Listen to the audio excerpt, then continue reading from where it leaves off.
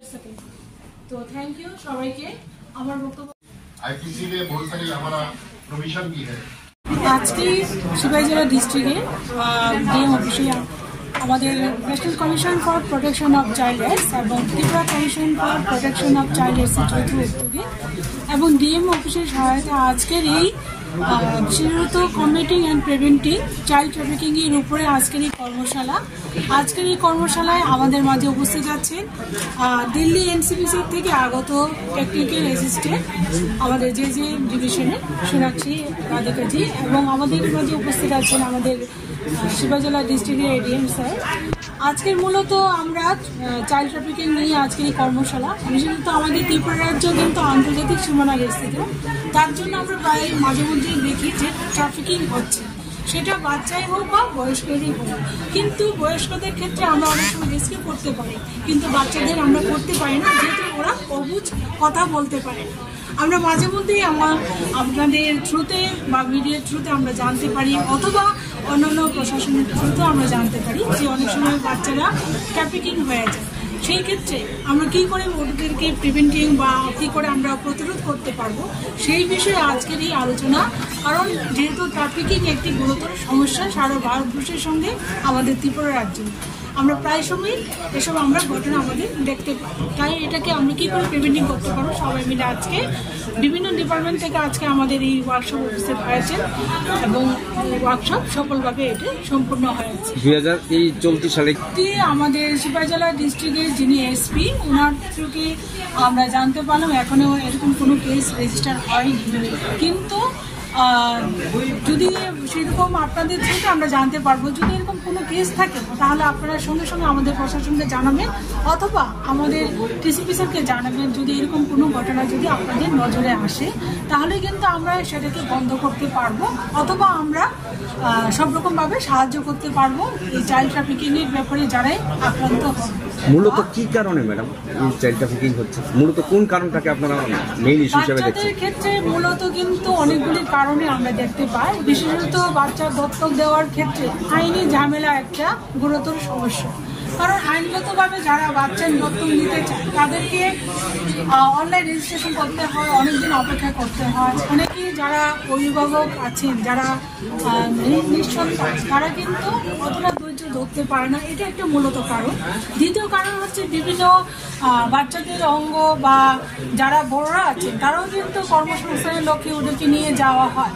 কিন্তু এই ক্ষেত্রে আমি বলবো যারা এরকম কর্মসংস্থানের ক্ষেত্রে তারা কিন্তু কর্মসংস্থান ওই জায়গাতে রেজিস্ট্রেশন আছে কিনা ওইটা বৈধ কিনা সেরকম খবর নিয়ে যেন বড়রা যারা কাজের সূত্রে যায় তাদেরকে আমি এই বিষয়ে সতর্ক থাকতে বলবো। বিশেষত যারা চাইল্ড ট্রাফিকিং আমরা আটকাতে পারবো এই কারণ এইভাবে যদি অভিভাবক বা জনসাধারণ যদি সচেতন হয় তাহলে কিন্তু আমরা চাইল্ড ট্রাফিকিংটাকে আটকাতে পারবো। এবছর না হলেও সিপাহীজলা জেলাতে গত কয়েক বছরে বেশ কয়েকটা বাচ্চা ট্রাফিকিং এর শিকার হয়েছে, সেক্ষেত্রে এগুলো কি উদ্ধার করা সম্ভব হয়েছে বা কি আছে? এখনো অব্দি সিপাহীজলা ডিস্ট্রিক্ট তো নয়, ওয়েস্ট ডিস্ট্রিক্টে একটা ঘটনা হয়েছিল কিছুদিন আগে, একটা বাচ্চাকে খুঁজে পাওয়া যাচ্ছে। তো এই ক্ষেত্রে মা বাবার উপরে কিন্তু সন্দেহটা হয়েছিল, পুলিশ এখন এটা ইনভেস্টিগেশন করছে এবং ওটা তদন্ত চলছে। কিন্তু সিপাহীজলার সরকারিভাবে কিন্তু আমাদের কাছে সেইরকম কোনো রেজিস্ট্রেশন কেস নেই এখনো অব্দি। আমরা বিভিন্ন সময় পত্রপত্রিকায় দেখতে পাই যে অর্থনৈতিক একটা বিষয় থেকে থাকে, দারিদ্রতা একটা বড় বিষয়, এটাও কি ট্রাফিকিং এর একটা বড় কারণ? অনেকে সন্তান বিক্রি করে দেয়, এই ধরনের অভিযোগ আসে। এটা তো অবশ্যই আছে দারিদ্রতা, কিন্তু আমাদের এখন ভারতবর্ষের যিনি প্রধানমন্ত্রী কিন্তু সব ক্ষেত্রেই দারিদ্রতা যেন দূর করা যায় সব রকম বিষয় কিন্তু স্কিম তৈরি করা হয়েছে এবং সাহায্য করা হচ্ছে যতটুকু সম্ভব। এখন সেরকম দারিদ্র বলতে কিন্তু কেউ নেই, না খেতে পেয়ে মারা যায় সেরকম কেউ নেই, কিন্তু আছে। সব ক্ষেত্রে রেশনে আমরা বিনা পয়সায় চাল দেওয়া হচ্ছে বিপিএলদেরকে বা অন্যান্য রেগার মাধ্যমে ওদেরকে সাহায্য করা হচ্ছে আর্থিকভাবে। তারপরেও যদি কিছু কিছু যদি থেকেও থাকে সেই সমস্যা সমাধানের লক্ষ্যে কিন্তু আমাদের ভারতবর্ষের মাননীয় প্রধানমন্ত্রী কিন্তু সবকা সাথ সবকা বিকাশ এই লক্ষ্যে কিন্তু কাজ করে যাচ্ছেন। সেই সাথে আমাদের ত্রিপুরা রাজ্যেরও মাননীয় মুখ্যমন্ত্রী কিন্তু কাজ করে যাচ্ছেন যাতে আমাদের উন্নত ত্রিপুরা আমরা গড়ে তুলতে পারি। তো সেই ক্ষেত্রে ক্ষেত্রে কিছুটা আমরা দেখছি এখন বিশেষত সিপাহীজলা ডিস্ট্রিক্ট কিন্তু চাইল্ড ম্যারেজে একটু পার্সেন্টেজটা বেশি, কারণ চাইল্ড ম্যারেজ আমরা অ্যাওয়ারনেস করে যাচ্ছি আমাদের কমিশনের তরফ থেকে এবং ত্রিপুরা রাজ্যের প্রশাসন থেকেও কিন্তু আমরা অ্যাওয়ারনেস করে যাচ্ছি, যেটাকে চাইল্ড ম্যারেজ যেভাবে হোক নির্মূল করার জন্য। কিছুটা আমরা চাইল্ড ম্যারেজে দেখি ট্রাফিকিং হওয়ার আমরা দেখি, খবর পাই মাঝে মধ্যে। যতটুকু সম্ভব আমাদের কাছে যদি আসে এরকম কোনো খবর, তাহলে আমরা কিন্তু সঙ্গে সঙ্গে ওইটাকে যেভাবে হোক রেস্কিউ করার জন্য চেষ্টা করে যাই এবং পুলিশের সহায়তায়, বিশেষ করে পুলিশ যদি সহযোগিতা না করে সেই ক্ষেত্রে আমরা ওই পার্টিকে বা আমাদের কাছে যদি খবর আসে তাহলে আমরা কিন্তু যথাসম্ভব চেষ্টা করি ওদেরকে সাহায্য করার জন্য।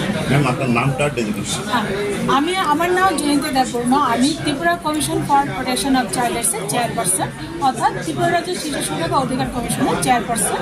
এবং আমার সঙ্গে আছেন আমাদের এডিএম স্যার এবং আমাদের দিল্লি থেকে আগত সোনাক্ষী সিনহাজি, যিনি যে ডিভিশনের সিনিয়র কনসালটেন্ট।